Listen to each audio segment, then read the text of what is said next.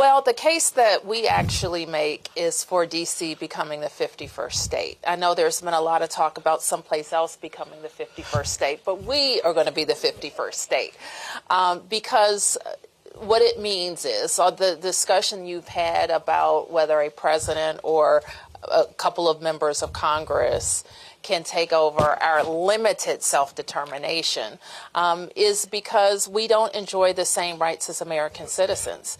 But we are the same as American citizens. We pay taxes more than most, more per capita than any place in America. We're larger than 2 states. We're literally down the street from the Congress, but we have no representation. The question for us is how do we maintain the pathway to the 51st state? And why not? We're Americans, we pay taxes, we go to war, we have all of the responsibilities of citizenship, but we don't have all of the rights. And the unfortunate answer is it has come down to partisanship. And we don't regard D.C. being added as the 51st state as a partisan issue, but it is an issue of how to make our democracy more perfect. So in talking about home rule, what it means basically is that we elect local officials, we pass our laws, we have our own budget. That's sometimes a misconception out there in the world.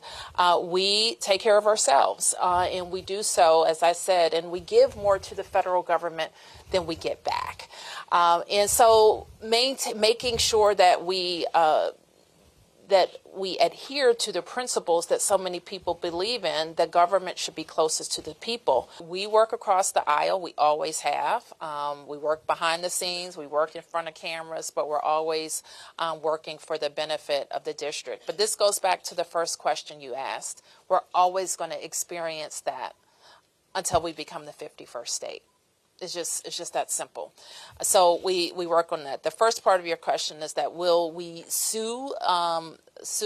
And the bottom line is that we have an attorney general in the district, and an elected attorney general that is not in my chain of command, and we are always talking about making sure that the laws are applied as it affects the District of Columbia.